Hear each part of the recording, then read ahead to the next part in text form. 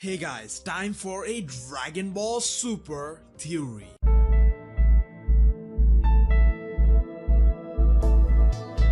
The Zamasu Future Trunks arc was complex and ended with a lot of unanswered questions. It feels like something is missing, something is not right, something isn't over. It really isn't over.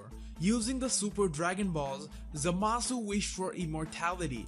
As far as I'm concerned, one can wish for immortality even by using Art or Namek's Dragon Ball.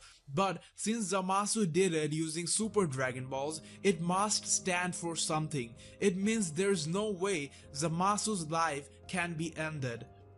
That is why when Trunks was able to destroy fused Zamasu's body for one half not being immortal, we thought it was the end, but Zamasu started spreading throughout the universe. He started covering the universe.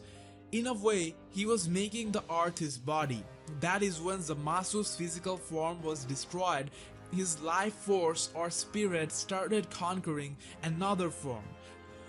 Then we see the Omni King destroying either Universe 7 or all universes of that timeline. Goku and company escapes, then Goku comes back to grab Omni King, who was floating in emptiness. Here, we also thought that Zamasu was destroyed like we thought when his physical body was destroyed. But the reality is that never happened.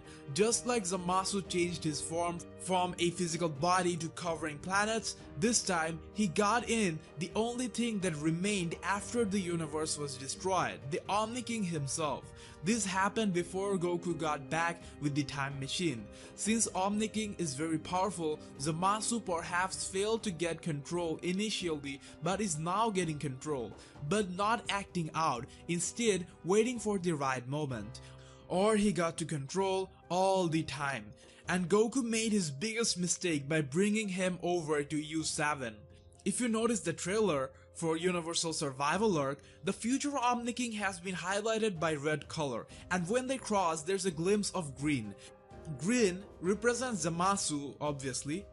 Then the red, After Zamasu had lost his physical body, long story short, he became red. You see where the color game is going? Also in the episode 77 trailer, something odd happens between the Omnis. It almost looks like Zamasu. Omni King is trying to mimic the other.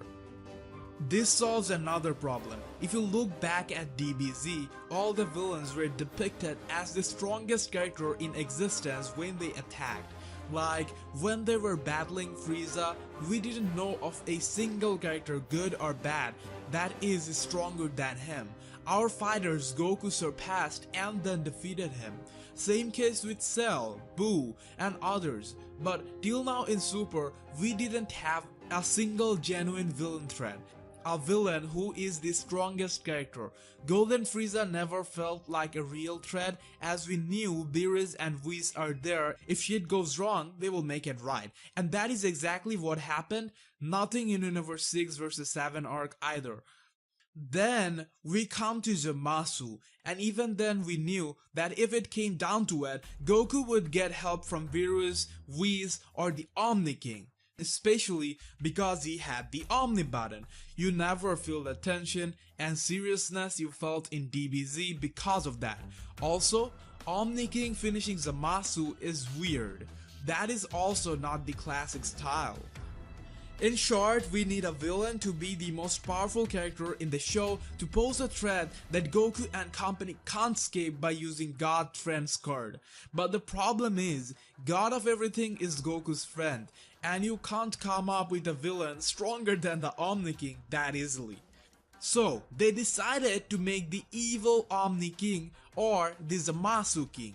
Maybe Zamasu can be killed but needs to be trapped. Perhaps Whis or the Great Priest could do that, or maybe Mafuba or the evil containment wave might come into play once again. That could be the reason Master Roshi is on the team.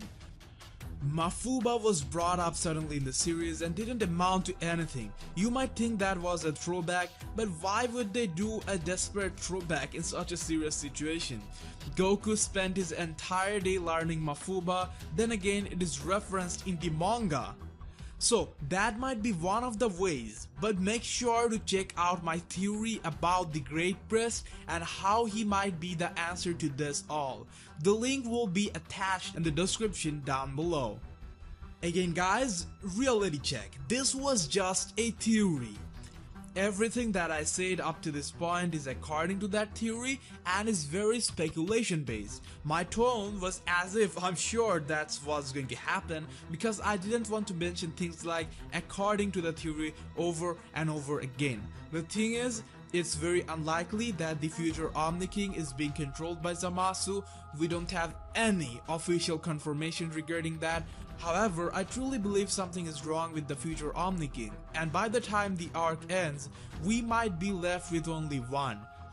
So chill, don't get too serious with this fun predictions, don't quote me out of context like I predicted shit's going to happen. Those are basic common sense, but still some people get confused, so I'm just making it clear. Comment your opinion, theories and predictions down below. You can find me on Facebook by searching for The Fan Guy. See you in the next Dragon Ball video.